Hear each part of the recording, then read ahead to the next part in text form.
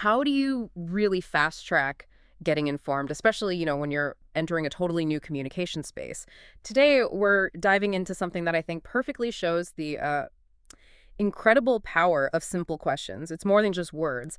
It's about how much information is packed into those first basic back and forths. Exactly. And our source for this deep dive is a YouTube transcript. It's called Basic English for Beginners, Personal Info, Routine, Likes, and WH Questions. What's really fascinating, I think, is how we can pull out significant bits of knowledge from what just look like, well, very simple questions and answers. We're going to show just how broad initial communication can be when you nail these basics. Right. That's the mission today, to really unpack the essential building blocks for just everyday English conversations. We want to show you, our listener, how much you can actually convey and understand with these foundational questions and really direct answers. Think of it like a master key, maybe, for unlocking someone's basic world fast. Okay, so let's unpack this. We start right at the core, defining yourself and, your immediate circle. First up, those crucial details for a personal profile. From the source, we meet someone named John. He's 20 years old, lives in London. He's single, works as a teacher, phone number 237-9502. Favorite color blue, has a dog, likes reading books. It's like an instant snapshot, isn't it? Almost surprisingly detailed from just a few points. It really is. And what's fascinating there is how these simple questions, they act like a sort of data compression. Hmm. In just a few words, you get really efficient access to someone's core identity. It's the absolute bedrock of introducing yourself, making that initial connection. It lays the groundwork for, well, any interaction that might come later, no matter how complex. It's like the metadata for talking to someone. Yeah, the metadata, I like that. And that first sketch of John naturally leads to understanding his connections. Family, friends. So the source tells us John has one sister. His mother's name is Olivia. Father is tall. He lives with his family. He says, of course I do. Right. Has 5 friends, plays and talks with them. Family's small. They visit grandparents every Sunday, love their family very much. Yeah. Oh, and his best friend, Emma. And just like that, you get a picture of his social world, his relationships. You instantly get a sense of, his support system, how social he is, how he connects with people. Even when the language is really basic, it tells you a lot about that human need for connection. Definitely. So beyond the facts, like family members, what about just how you feel? The source covers that too. Expressions of well-being, feeling good, not sick, maybe a little tired, but no fever. He says he's very happy, feels fine, not sad. His head is okay, has a cold, is okay generally, feels hot today, legs is fine. These might seem like really mundane things. How are you? I'm fine. Yeah. But they're actually high-fidelity social signals. They let you quickly gauge someone else's state. That enables empathy, connection, or, just as importantly, it prompts practical support if needed. It's like the fundamental layer of human care built right into basic language. Okay, so we know who John is, who he knows, how he's feeling. What about the rhythm of his life? This is where it gets really interesting, I think. Exploring his daily routine, the places he's in. So we learn John wakes up at 7 a.m., eats eggs and bread for breakfast, goes to work at 9 a.m. Standard stuff. Right. At work, he types on the computer. Lunch at 1 p.m., doesn't take a nap, goes home at 6 p.m., watches TV at night, sleeps at 10 p.m., and listens to music before bed. And beyond that strict routine, what about just general everyday life stuff? Today's Monday, it's raining, not sunny. John goes to an office, he can ride a bike, swims in summer. Today, wearing a blue shirt, speaks English a little, sees a bird, wants some water. The power in that, I think, is how quickly these questions establish a baseline for just normalcy. The routine stuff, waking up, eating, working, that's come across cultures mostly. Yeah. So it lets us immediately grasp someone's daily structure, their habits. It gives you insights into their discipline, maybe their energy levels, even preferences, just by laying out a typical day. And from the daily routine, it's a natural jump to the physical spaces, right? The places that define his world. John's house, for instance, it's near the park, it's small. His room is blue and white, the house is clean, he sleeps in the bedroom, eats in the kitchen. There's a garden, it has flowers. Home is near, not far.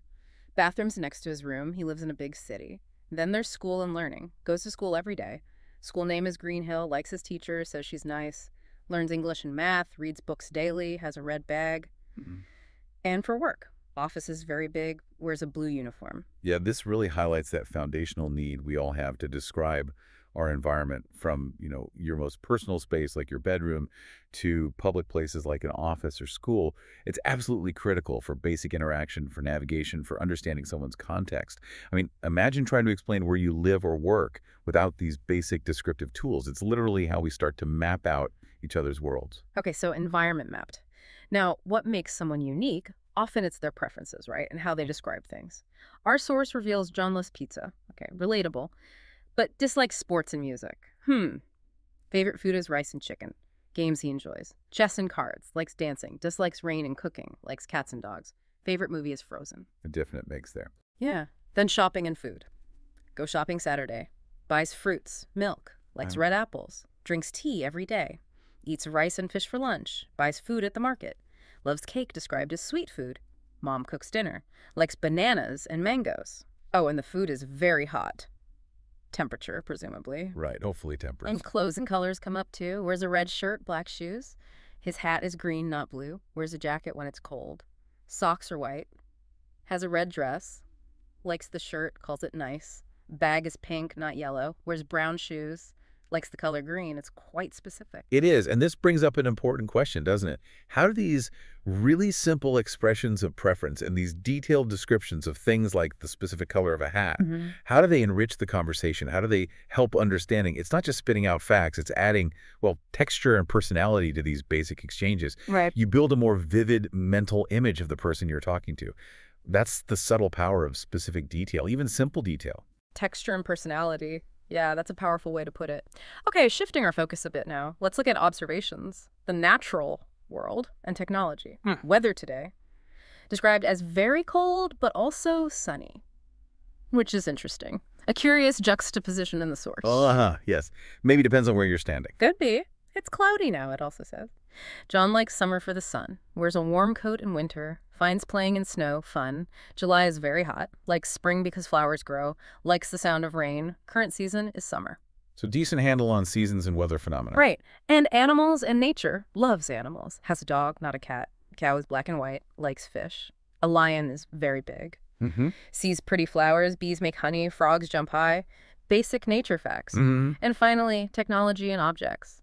He has a phone and a computer. They're his. Watches videos on his phone. TV is off. Doesn't have a camera, but does have a laptop. Can type fast. Plays games on his tablet. Uses the internet every day. Speaker plays music. And again, being able to describe your environment, the common objects around you. Yeah. It's fundamental. It's for contextual understanding in everyday life. It's how we're talking about the same thing. How we navigate spaces, how we understand even immediate needs. Like, is the TV off because you need quiet or is it broken? These simple details, they just open up layers of potential meaning. Okay, so beyond the static facts, the preferences, what can someone actually do? Let's talk simple actions, abilities. Our source details this too. John can sing well, but cannot dance. Okay? He runs fast, but doesn't jump very high, walks to the office every day. Now, here's something interesting. Earlier, we heard John listens to music before bed, remember? Yes, I do. But here in this section of the source, responding to a question about listening to music, it says, no, I don't. That's an excellent point to pick up on. It's likely just an inconsistency in the source material itself, probably. But it actually underscores something really crucial about real-world communication, doesn't it? Even with basic language, misunderstandings or contradictions can pop up. It teaches us, even implicitly, the importance of maybe asking follow-up questions for clarification. That simple answers aren't always the complete picture. It's foundational to critical listening, even when you're just starting out. That makes perfect sense. Okay, so besides that music point, he also talks a lot with friends, cleans his room only on weekends, speaks English a little bit. You can really see the foundational nature of can and do questions here, expressing abilities, daily habits. Absolutely. Can and do. Crucial verbs. And navigating the physical world. That means understanding location, transport. John rides a bike every day, takes the bus to school. The source identifies this as a car. He goes to the park on Sunday. The bank is near the shop. Hospital is close, not far.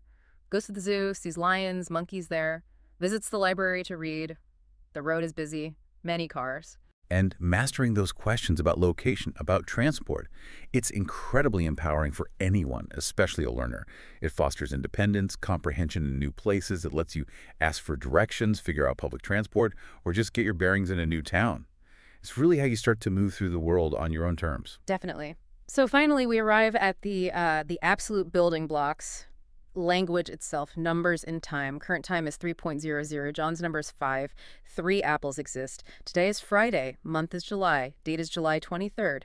He goes somewhere at 6 p.m. It is morning, but it is afternoon now. Another slight oddity, perhaps. Sleeps at 10:00. Time awareness, numerical concepts, very core. And the source gives great basic grammar practice, highlighting simple distinctions like this is a pen versus that is a chair.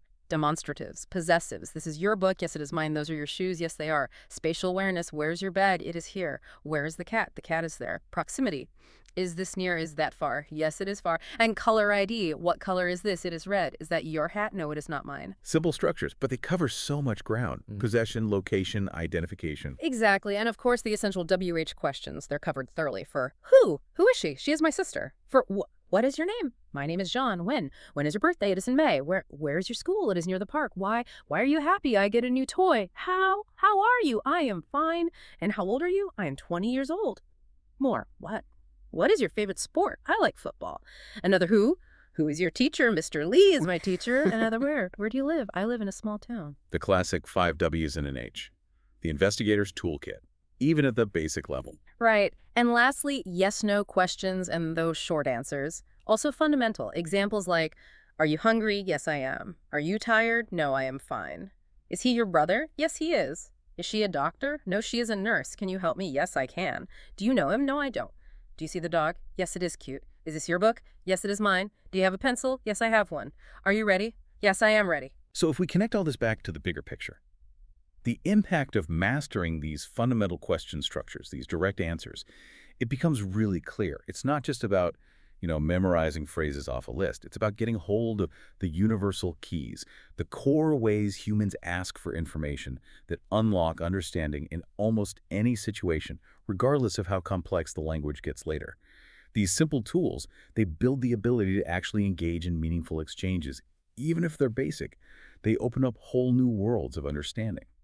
So what does this all really mean for you, listening? Well, it means you can gain and you can convey a really surprising amount of knowledge and understanding using just these foundational bits of English communication. Our deep dive into this beginner's lesson really highlights that. It's like having a universal skeleton key, maybe, for opening those first doors in conversation, getting crucial info, and building connection right from the get-go. Absolutely. True understanding, so often, it starts with asking the right questions, often the simple, direct ones, and then listening for clear, direct answers. These seemingly simple exchanges, they really are the gateway to a much bigger world of information, of connection. It proves that fundamental knowledge can be incredibly powerful. So here's something to think about. In what seemingly simple, everyday conversation that you have, could a single, well-placed, basic English kind of question, a simple who, what, where, when, why, or how, unlock the most surprising or valuable insight about someone's life or maybe the world around you that you just never expected?